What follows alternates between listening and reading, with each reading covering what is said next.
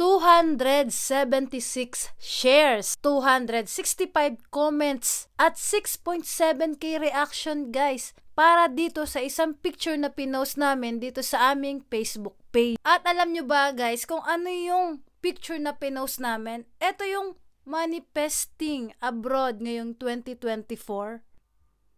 Ayan, grabe. Ito yung post namin na napakarami talagang reactions at talagang nagpapatunay na maraming mga Pilipino, mga kabayan natin na gusto talagang magtrabaho abroad. Para sa akin nga, yung ganitong karaming reaction, nakaka-amaze dahil small content creator lang naman ako, hindi din ganun kadami ang followers.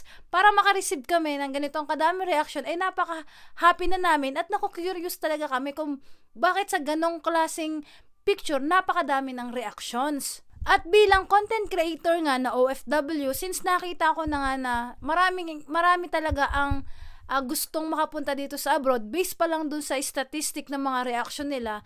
So, syempre, parang nakikita ko yung purpose ko is mag-share pa rin ng mga ganong information para sa mga gustong makapag-abroad talaga. Kaya ngayon, gusto ko ulit i-share yung aking experience. Maiksi lamang to guys. Yung mga importanteng gusto nyong malaman based na rin dun sa mga tanong na nababasa namin. At ang pinakauna nga dyan guys, syempre magti-thank you muna ako sa nag-sponsor ng ating mic na ginagamit sa pagbablog. So ayun nga, ang pinaka lagi nating natatanggap na tanong dito ay ano daw yung agency ko. So nasabi ko na yun paulit-ulit, pero ngayon isasabi ko ulit sa inyo para sa mga gusto talagang mag-abroad. Ang agency ko po sa Pilipinas ay OPAS. Sa Cubao po yun. Pero guys, makinig kayo maigi. Yung OPAS po ay matagal na pong sarado. Kinonfirm na rin po yan sa akin ng kaibigan ko na nandito rin sa Japan na matagal na nga daw pong close ang OPAS. At kaya nga po kapag may nagtatanong sa akin na kung anong agency mo, ay sinasabi ko pa rin naman yung OPAS. Kaso nga lang, palagi kong dinudugso nga na paki-search po kasi baka dahil matagal na ako nag-apply doon, hindi ko na alam kung nag-ooperate pa. Kaya sabi ko, mag-search pa rin kasi baka ma-scam. Grabe. Marami na po talaga ang nai-scam sa mga ganyan na legit agency, ganyan. Syempre, maraming Pinoy ang kakagat kasi nga maraming ang Pinoy ang gustong makapag-abroad.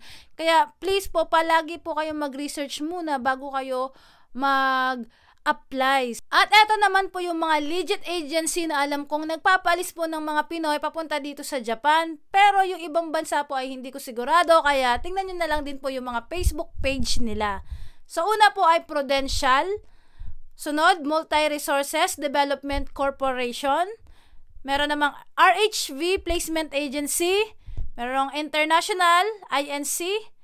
Sunod naman, YWA Human Resource Corporation. Ito yung agency ng isa kong friend na nandito na rin.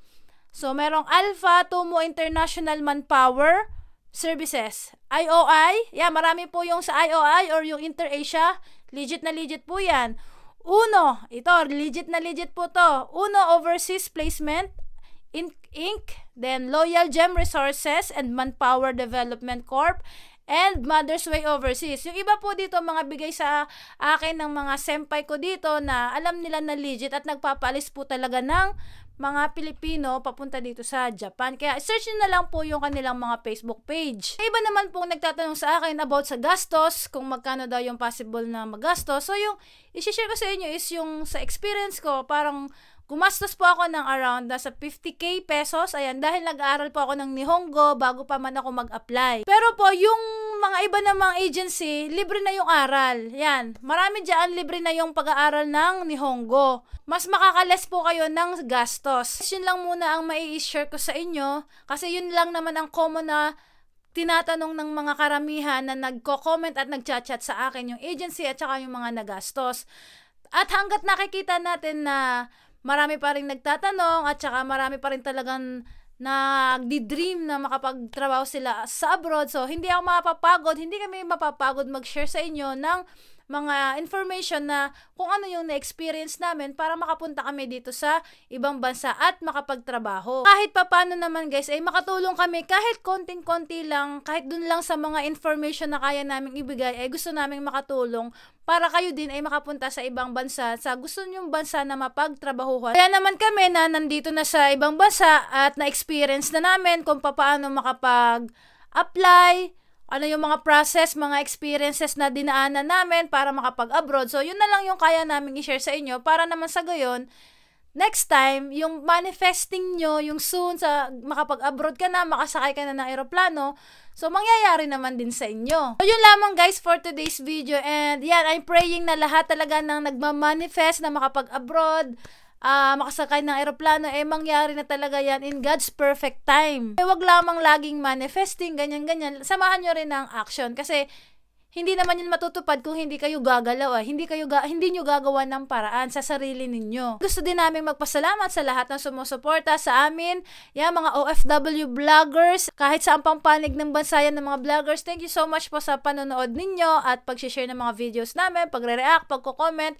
Thank you so much po at na-appreciate po namin yan. Ayan, hanggat kaya namin mag-share sa inyo ng mga experiences namin, ng mga good vibes, ay mag-share po kami sa inyo. Yun lamang guys, bye!